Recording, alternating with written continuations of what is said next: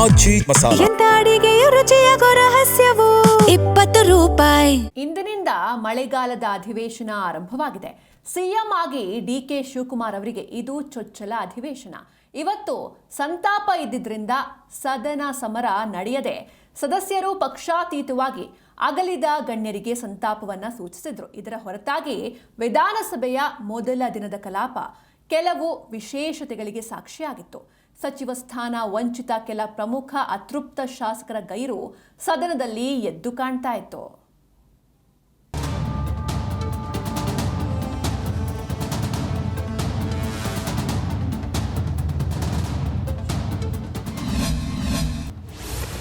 ಮಳೆಗಾಲದ ಅಧಿವೇಶನ ಆರಂಭ.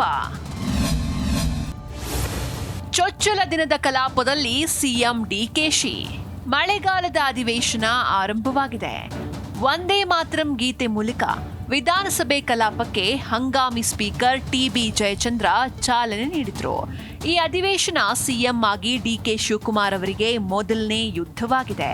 ಅವರ ಮಂತ್ರಿಮಂಡಲದಲ್ಲಿ ಮೊದಲ ಬಾರಿ ಗೆದ್ದು ಮೊದಲ ಬಾರಿ ಸಚಿವರಾದವರಿಗೂ ಇದು ಚೊಚ್ಚಲ ಸದನ.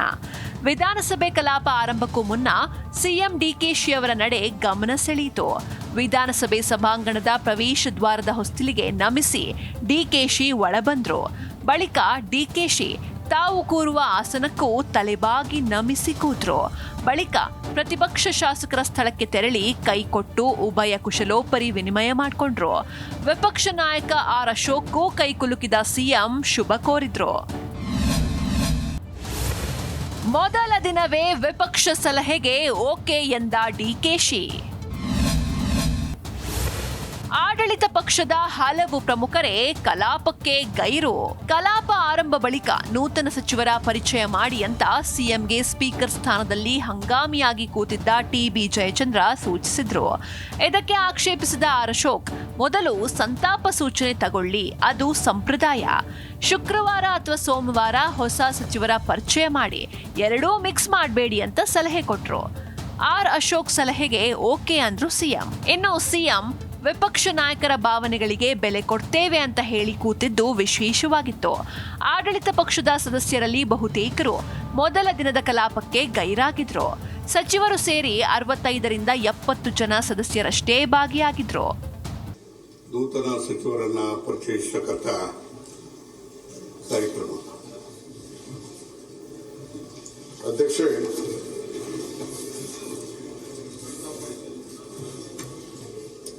ಅಲ್ಲ, ನೀವು ಆಮೇಲೆ ಮಾಡಿ ಆಮೇಲೆ ಮಾಡ್ತೀವಿ. ಸಂತಾಪ ಮಾಡೋದು ಒಳ್ಳೇದು ಫಸ್ಟು.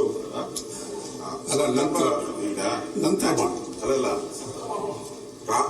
ಪ್ರತಿ ವಿಧಾನಸಭೆಯಲ್ಲೂ ಮೊದಲು ಯಾವುದೇ ಕಲಾಪ ತಗೊಂಡ್ರೆ ಸಂತಾಪ ಮಾಡುವಂತದ್ದು ಪದ್ಧತಿ. ಹೊಸ ಪದ್ಧತಿಗೆ ಇದು ಅಲ್ಲ, ಅದಕ್ಕೆ ಅವಕಾಶ ಇದೆಯಲ್ಲ. ಆಮೇಲೆ ಬಿಡಿ ಅಧ್ಯಕ್ಷ. ಅಲ್ಲ, ಸಂತಾಪ ಆದ್ಮೇಲೆ ಅಧ್ಯಕ್ಷ ಸಭೆ ಅಧ್ಯಕ್ಷ ಹೊಸದಾಗಿ ಅಲ್ಲ, ಒಂದೇ ನಿಮಿಷ ಅಧ್ಯಕ್ಷರೇ, ಮಂತ್ರಿಗಳು ಹೊಸದಾಗಿ ಆಗ್ತಾ ಇದ್ದಾರೆ. ಸಂತಾಪದಲ್ಲಿ ಮಂತ್ರಿಗಳ ಹೊಸ ಪರಿಚಯ ಸರಿ ಇರಲ್ಲ. ಮಾಜಿ ಸಿಎಂ ಸಿದ್ದರಾಮಯ್ಯನವರ ಮುನಿಸು ಇನ್ನೂ ತಣದಿಲ್ಲ ಅನ್ಸುತ್ತೆ. ಕಾವೇರಿ ನಿವಾಸದಲ್ಲೇ ಇದ್ರೂ ಕೂಡ ಕಲಾಪಕ್ಕೆ ಬಂದಿರಲಿಲ್ಲ. ಈ ಹಿಂದೆ ಸಚಿವರ ಪ್ರಮಾಣ ವಚನಕ್ಕೂ ಸಿದ್ದರಾಮಯ್ಯ ಗೈರಾಗಿದ್ರು. ಇನ್ನು ಅಸಮಾಧಾನಿತರಾದ ಪ್ರಿಯಾ ಕೃಷ್ಣ, ಎಂ ಕೃಷ್ಣಪ್ಪ, ಯಶವಂತರಾಯಗೌಡ ಪಾಟೀಲ್, ಕೆ ವೆಂಕಟೇಶ್, ದಿನೇಶ್ ಗುಂಡೂರಾವ್ ಸೇರಿ ಕೆಲವರು ಗೈರಾಗಿದ್ರು. ಎಚ್.ಸಿ. ಮಹದೇವಪ್ಪ ವಿಧಾನಸೌಧಕ್ಕೆ ಬಂದು ಕಲಾಪಕ್ಕೆ ಹಾಜರಾಗಿರಲಿಲ್ಲ.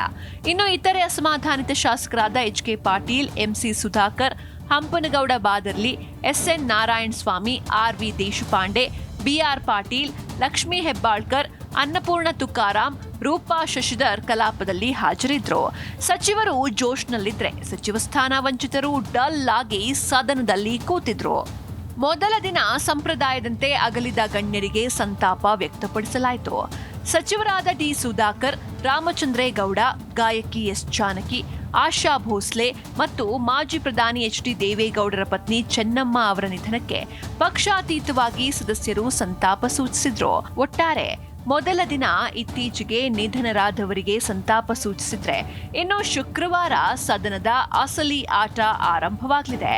ಈಗಾಗಲೇ ಮೈತ್ರಿ ಪಡೆ ಆಡಳಿತ ಪಕ್ಷದ ಮೇಲೆ ಸವಾರಿ ಮಾಡಲು ಎಲ್ಲ ಅಸ್ತ್ರಗಳೊಂದಿಗೆ ಸನ್ನದ್ಧವಾಗಿರೋದು ಈ ಬಾರಿಯ ಮುಂಗಾರು ಅಧಿವೇಶನಕ್ಕೆ ಭಾರೀ ಕುತೂಹಲ ಹುಟ್ಟಿಸಿದೆ.